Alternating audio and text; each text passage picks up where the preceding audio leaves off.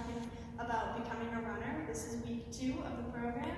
If you missed week 1, the link is below, so just hit that and watch it before you watch week 2.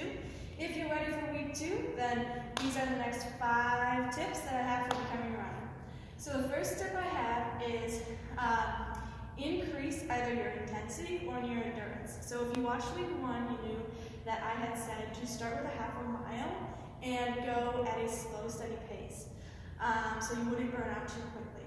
Now, if you've made it past that week and you're feeling comfortable and you want to increase your intensity, just take it up like 1 or 2 notches on the treadmill. And if you're going outside, just try to set your pace. And if you have a watch, that's a great way to track it, so you know how fast you're going. Now, if you want to increase your endurance and you want to go a further distance, then increase to 1 mile. So just add a half a mile more to that half mile you've been doing for the last week. The reason you shouldn't increase both of them at the same time is because you can burn out pretty quickly. So it's important to increase slowly and increase 1 at a time. So make your choice and then set that.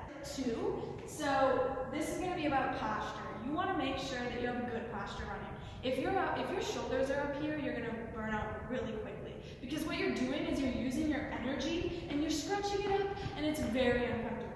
You want to put your shoulders down and back and just let them settle there. It shouldn't be an effort for your arms.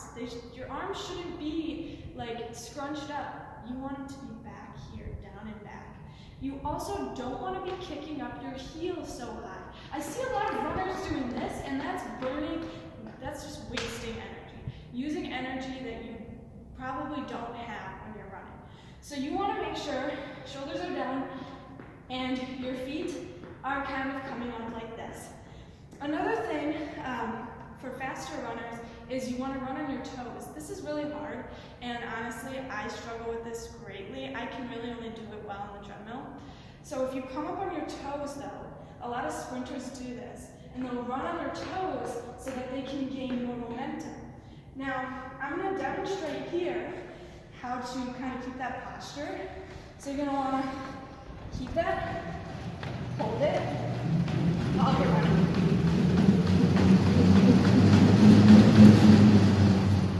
Alright, so if you notice, my feet really weren't kicking back. Well, they shouldn't be, at least if they were. They shouldn't be. But my shoulders were down, and I kept a steady stride. You want to keep a steady stride.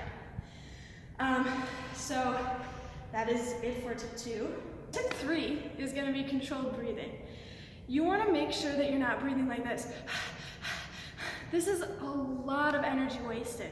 I learned this about running years ago when I used to run and I would breathe like that, and honestly it's kind of hard to control, especially at first. So I understand it's really difficult to get into that rhythm of breathing, especially while you're doing such hard cardio, but it is very, very important to learn how to control that breathing. So you want to make sure your stomach is going out when you inhale and in when you exhale.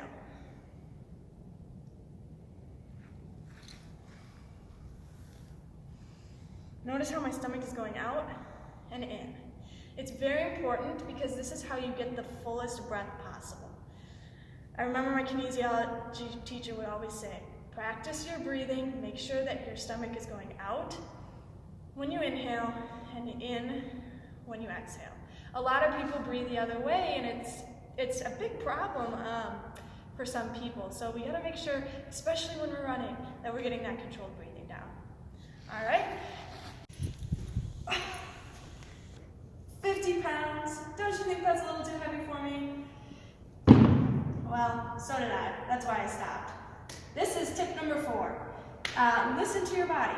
So if you're feeling too tired that day, or you're just not feeling it, I think it's important to push yourself and try to get out for that run, but maybe decrease your intensity. Make sure you're not doing hills and putting extra strain on your body. Maybe don't go as far. I want you to push yourself, but I don't want you to push yourself to pure exhaustion. Because when we push our bodies to pure exhaustion, they burn out on us. They don't want to do it anymore. And so listening to your body is super, super important. That was such a good workout that I had. You know what it's so important to do after a good workout? Tip number 5, stretch. Make sure that you're stretching your quadriceps, your hamstrings, especially your heel cords. These stretches are probably the most important for a runner.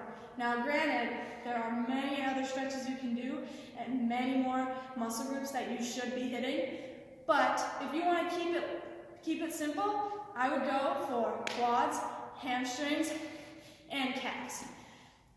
Watching everyone, I hope that you enjoyed my 5 tips of becoming a runner. Stay tuned for next week as we move into week 3 of how to become a runner.